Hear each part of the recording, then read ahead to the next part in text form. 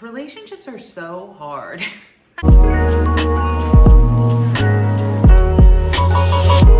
Hi, I'm Jess. Today I am a person in a relationship that is trying to figure it out. So I feel like every day I'm somebody new and somebody different, like we all are. And sometimes I'm a boss, like literally. Sometimes I'm a hairdresser. Sometimes I'm an anxious person. Sometimes I'm a patient of therapy. Today I am my partner and I, just a little backstory. We've been together for 6 years and we recently moved in together like 6 months ago. And I've started to realize, you know how there's always one person in the relationships that is a little more unhinged?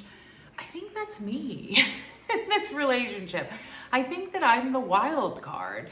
And it's funny, like, I remember at one point, and this was shocking to me, but like, I know that I'm a reliable person, and the way that I know that in a lot of ways are from a lot of things, but I think it's because it's so important to me to be able to count on other people and for people to show up in ways that they say that they will. And I have high expectations. But this relationship, this romantic relationship with my partner, I'm the unhinged one. I'm the one who changes plans. I'm the one who is inconsistent in a lot of ways. And I think that as we've moved in together and we've kind of settled in, it's become more and more apparent that I'm the nuts one. And so we're just trying to navigate like what it's like to live with somebody. You know, as we get older, it's fucking tough. Like, we do get set in our ways. I am set in my ways. I want things how I want them. And I'm not willing to accommodate silently and easily like I could when I was, 22. And so it's like, how do you navigate that? And I've been saying for a long time that I think like I'm not really a big fan of marriage for myself. But if you are, I'm always like, you should move in with somebody and you should get married to them within the first year, because that's the sexiest and most fun it'll ever be. After you've been together a lot longer, it's not as romantic. Like when you move in together, it's different, right? And so it's like doing it early when you're still in the honeymoon phase maybe would have been a better option. I'm almost 40, she's 40, I think 46. And we're trying to navigate like, how do we live together? She's super clean, but very messy. I'm dirtier, but like organized. It's just like, how do we navigate that? I don't know. I mean, I'm figuring it out. I mean, I lived with a roommate for a few years before this, and that was a fucking beautiful nightmare. And then before that, I lived alone, which was like probably the happiest I ever was. How do you cohabitate? It's interesting, like within the relation, I thought moving in together was gonna kind of solve some of the issues that I have. I attributed a lot of our issues to living apart and not spending that much time together. And so I thought, okay, well, when we're living together, we're gonna be able to coexist and see each other more and be able to simultaneously have things that we're involved in that we wanna do around the house / like get our own like work done, right? Our own laundry, things like that, but still be able to engage each other. And I feel like we hang out less now that we live together. Sometimes I feel like we're two ships passing in the night, I'm gonna be honest. It almost feels like we have to plan to spend time together more now than we did when we were living apart. How is that the fucking case? The whole relationship thing, I don't know how y'all are doing it. Are you living with your partner? Are you living separate? Is that working? How do you feel about having separate bedrooms? Because that sounds incredible. I'm just learning a lot of lessons. Okay, so let me get into this and then I'm probably gonna try to like muzzle myself. Things I will never do again if I'm ever in another relationship. 1, I probably will not go to the bathroom, number 1, not number 2, with the door open / in front of my partner.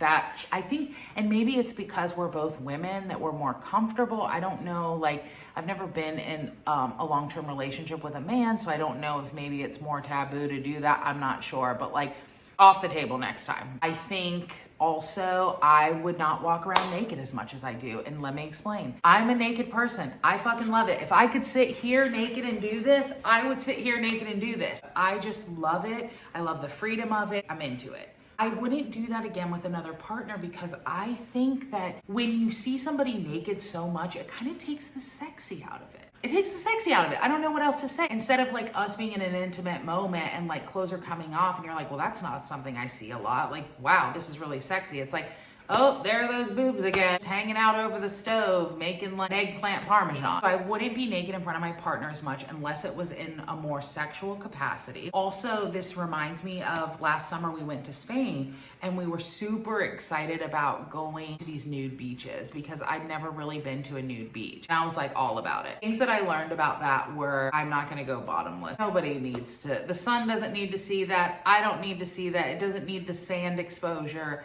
So that's not happening. I also realized no matter how hot somebody is, if you had to meet them naked for the first time, you would never sleep with that person. It is weird. It does not leave anything up to the imagination. Even like a tiny, tiny little bikini where you can almost see everything is so different than seeing somebody naked. Another thing that I realized on that trip, and this is for all of you Europeans or people that just frequent the nude beaches, if you're taking a walk on the beach, don't wear a fanny pack when you're nude. You need to just leave your shit on the beach. Like, no, you're either nude or you're not. There's no way to say this that is gonna not be gross. I don't think you should let your partner smell your poo. Light incense and matches and like occasionally maybe like a poo smell has snuck in, but like I do not think that you should smell your partner's poo. That is something that we've done. This is getting very, very preachy. I thought that living together was gonna make our lives easier. I think that's it. I do want to finish with some positives. I tend to have like a Capricorn critical eye. She definitely keeps the dishes more at bay than I would have thought based on the house that she lived in before. So I'm very impressed with that. I also have not had to sweep or clean the entire time. I'm laundry, I'm dishes, I'm that stuff. She's like cleaning, I'm organizing. So we have divided labor in a lot of ways well. One last thing, I thought that marrying our cats was gonna be the hardest part and it turned out to be beautifully easy. And then I also laugh because, spoiler alert, her name is Cat, but I'm like, now I have 4 cats. I have my cat with a C and my other cat with a C. I've got my cat with a K, which is my partner, and then I've got her cat with the C.